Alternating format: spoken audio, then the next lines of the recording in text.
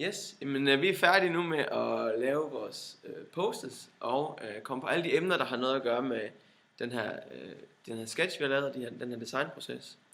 Og så man kan se bagved mig, så har vi forsøgt at kategorisere dem efter det, som vi tænker er koblet sammen. Og der er 3 ting, der træder tydeligt frem. Det handler noget omkring de redskaber, IT-redskaber, de har ved hånden. Der er noget omkring den proces, de har valgt, eller den proces, de går igennem.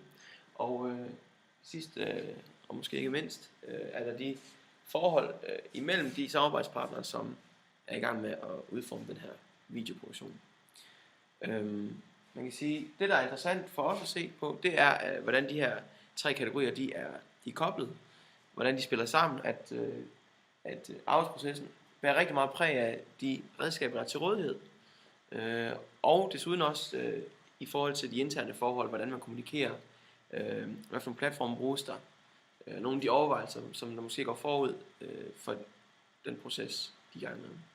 Der hvor vi ser en mulighed og en åbning for at udvikle sig for den her gruppe, vi arbejder med, det er i forhold til at blive endnu mere bevidst om, hvad for nogle redskaber er der til rådighed, hvordan kan vi anvende de her IT-teknologier, de her muligheder, til at måske gøre processen endnu hurtigere, og fremhæve